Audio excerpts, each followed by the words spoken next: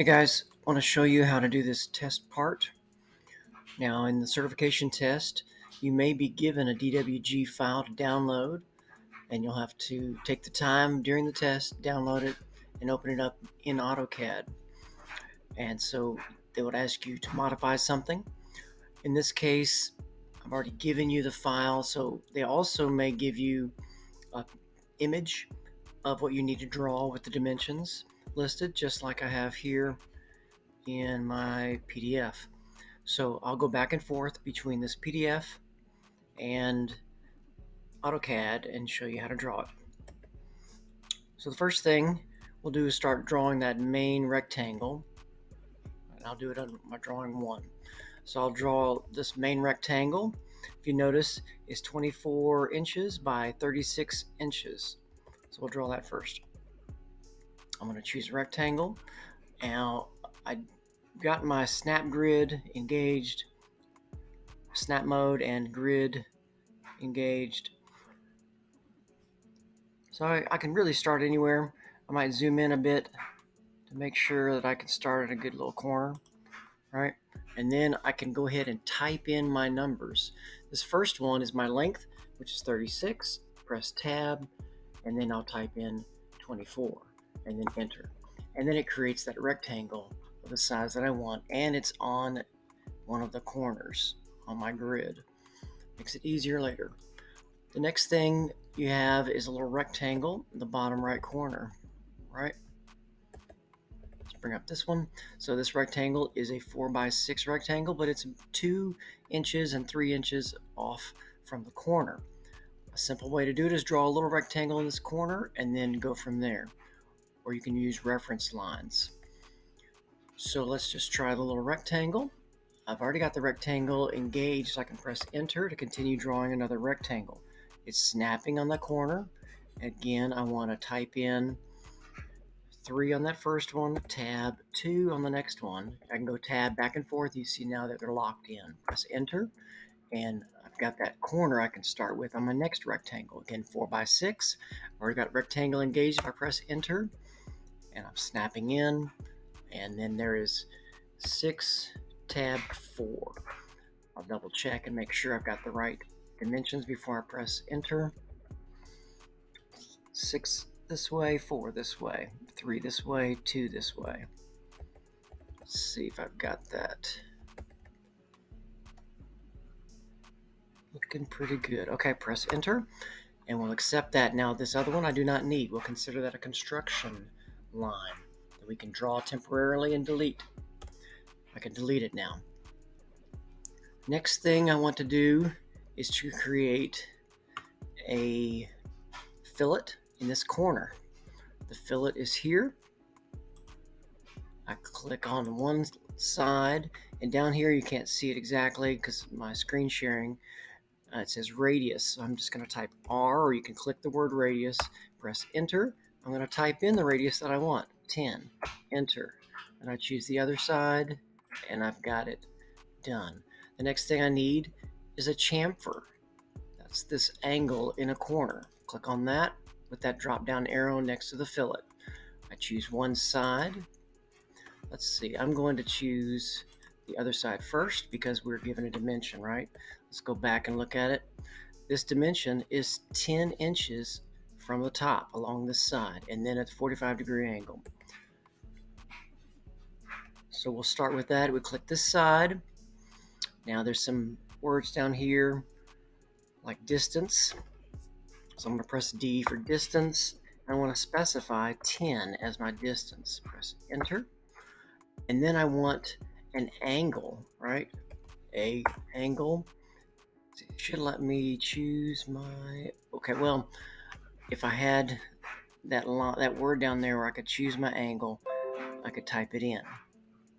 So in this case, we know 45-degree angle is going to create a 10 by 10 right isosceles triangle. So I'll type in 10 again, and it should give me that correct chamfer. Next up, we want to add in those circles. So here is the drawing.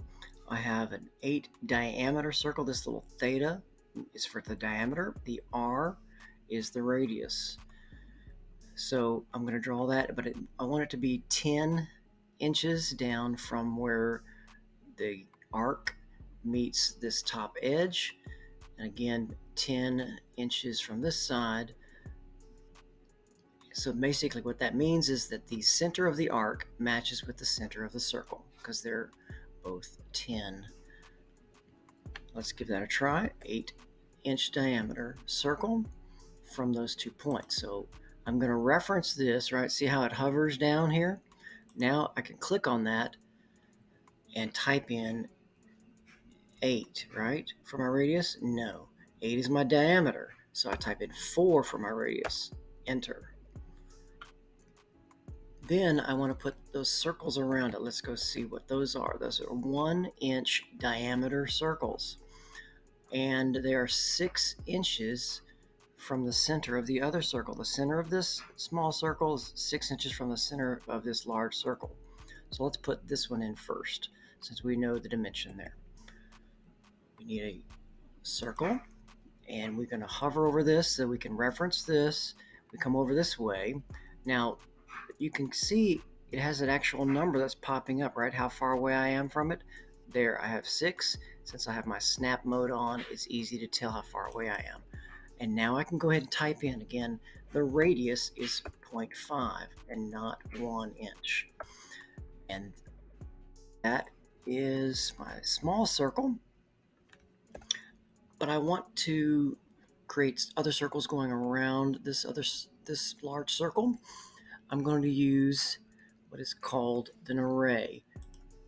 Polar array will go around that center of that large circle. If I select one object, I press enter, and then I want to select the center of this circle, so I have to hover over the edge and click on the center, and there they pop up. The default is 6 items, so I want to change that to 8 to match my image. I press tab or enter, and they pop up evenly spaced. That's how you make it pretty quickly. Now you want to add dimensions to this, correct? So we'll go in, press escape to get out of that last command, press dimension. I'm going to go through and click on each edge and pop in my dimension, right? That's 36. Good, that's what I wanted. I click over here and click where I want to place it. 14 inches, that's the one I wanted. Here I want it to be, 4 inches? Correct.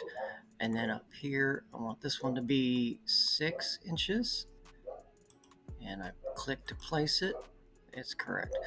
And then I still have the dimension tool, so I can just click on a circle and it will also create my diameter, right? And then I can do the same for the smaller circles. Boom, and click and place that. And same with the arc. While I have the dimension tool engaged, I can choose that. And I've put in my radius for the arc. The next dimensions require a linear dimension. If I click here, for example, in the center of this, all right, that'll give me my 10, and I want my, re-engage that here, hover over, click on the center, hover over, and click on the center. Make sure we get it on the triangle there. Okay, and it should be 6. Good. And then we'll need dimensions here. Again, we'll use our linear. Let me just show you what's wrong if I used aligned. If I click on this corner here, and I click somewhere over here, this corner, see, that's aligned. We don't want that.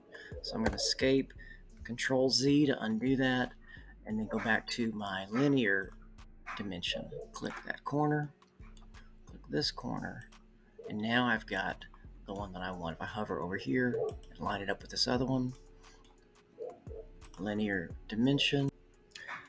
So I need to click on dimension. I choose this top line, this angled line, And if you notice, I hover on this side, it says 135. If I hover on this side, it says 45. The 45 side is the one that I want according to this PDF, 45. And I also have a 10 and a 24 I need to add in there. So we'll add those using linear. So I click on this corner and this corner. You'll see how it hovers out. And I can line it up with this one. And then we'll need one more. Again, linear, so that I can catch this corner over here and the corner down here. And then it comes out. Let's see, did it place it? Let's try that again. Oh, let's see, it placed it over here. And we'll click on it. And let's see. We're going to delete that one that's went the wrong direction. So linear, we want that corner, this corner, and then I can hover over here and place it 24. That should cover all of your dimensions for the test part.